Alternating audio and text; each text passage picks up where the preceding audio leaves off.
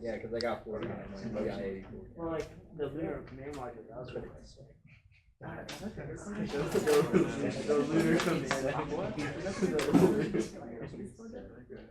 Okay. So right now I'm at my equilibrium point.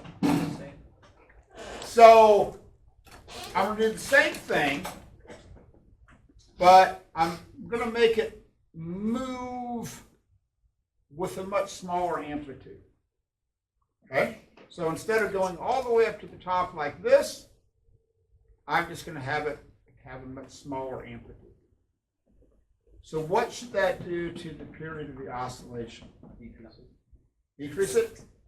Doesn't change it. It's not in it. It doesn't change it at all. There's no A there. I'm sorry. The amplitude is unrelated to the period. Fancy. Okay? If I alter the amplitude, what will that do to the period? Nothing. Because amplitude is not in the equation. Now, talk about this. So I'm going to move this back up where that top is up there. Hopefully it goes back to about that same point. And not bad. Okay. Knowing that it goes from 0 down to roughly about 0.6, okay, ish. Goes to about 0.6. If it goes from 0 to 0.6, what could I determine? The amplitude, why? Equilibrium. Would my equilibrium be 0.6? Cindy, you shake your head no.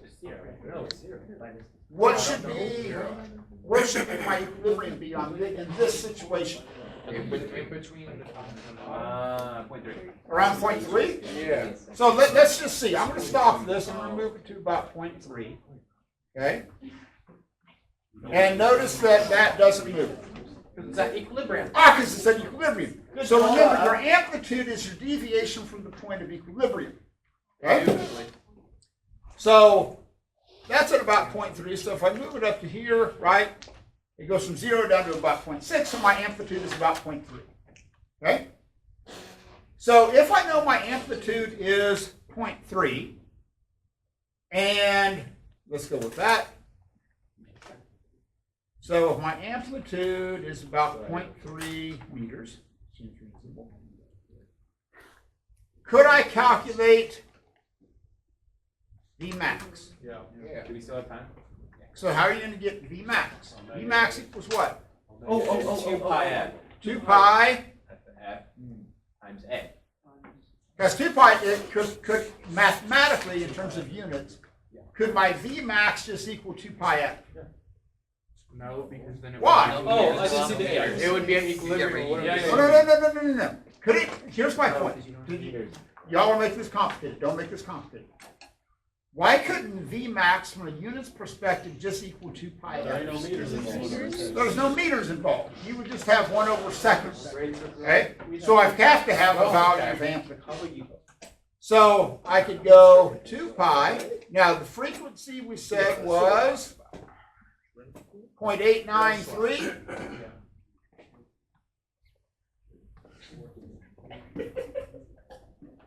Oh, 0.893.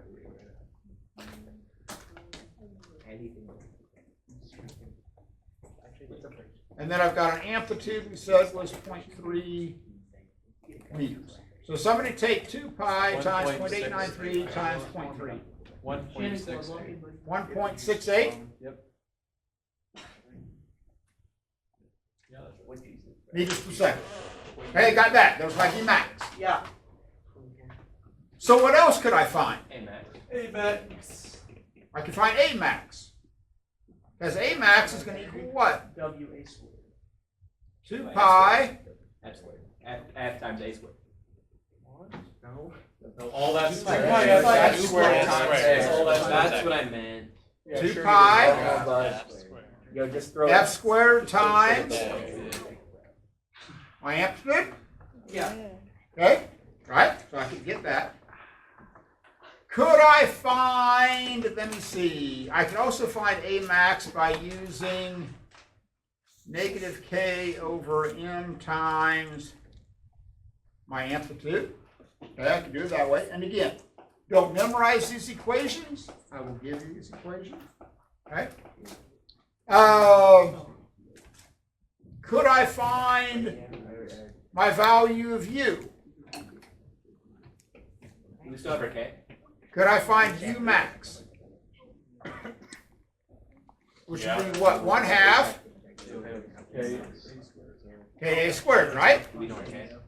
You know, we found the K value, 6.87. We're good then. Well, we're talking about you, we're talking about gravity or Huh? Well, Spring. clearly we're talking. We're just talking about just. Okay. Yeah.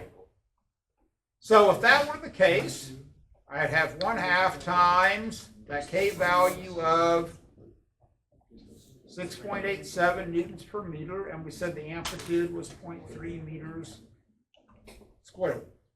So, could I also find K max?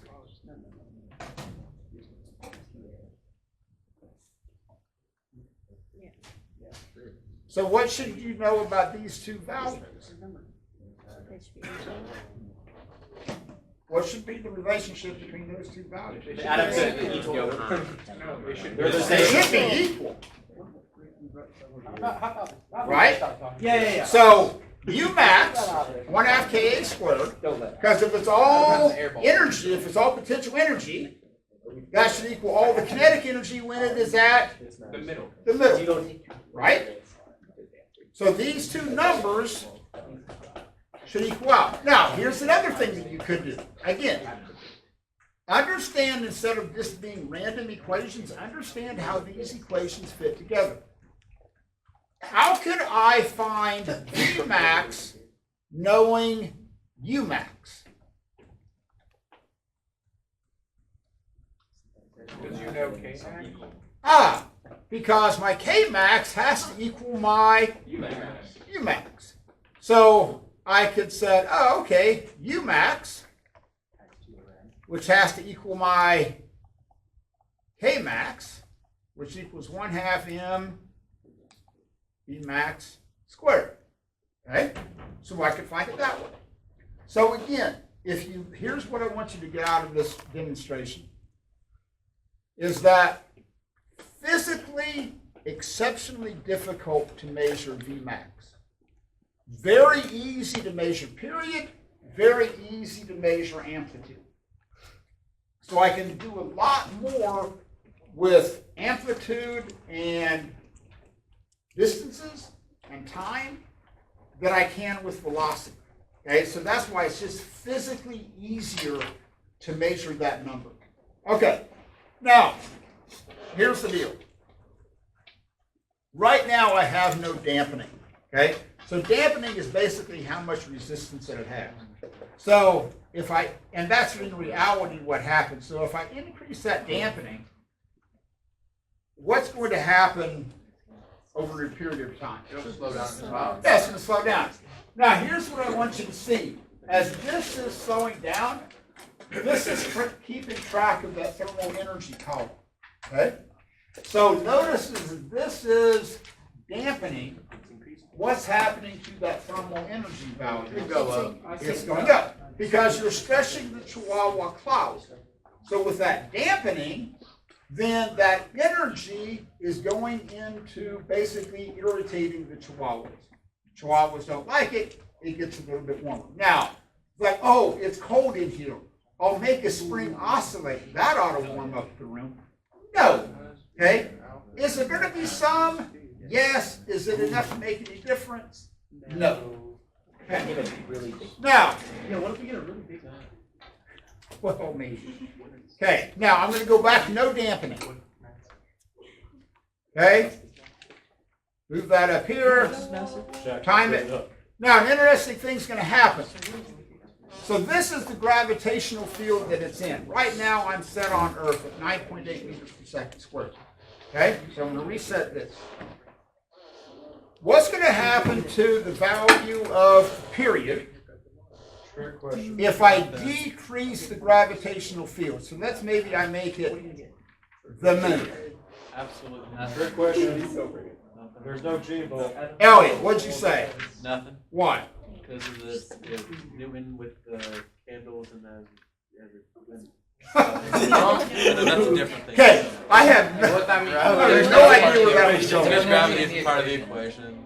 Okay, go back to this. How did you calculate the period of, oh, where did it go? 2 pi root m over k. Yeah, 2 pi m over k. What's not there? Gravity. So now, let's just see if it's actually true.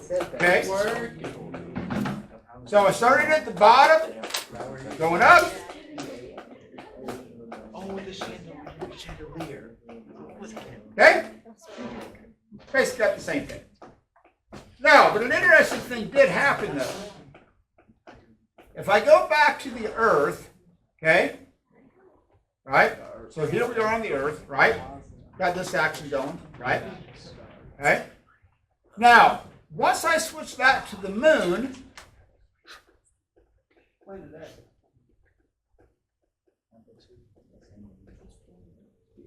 why does it go up higher? Because gravity. Ah! So if I decrease the gravitational field, what's happening to, interesting thing happens, look at what happens to that potential energy due to gravity column.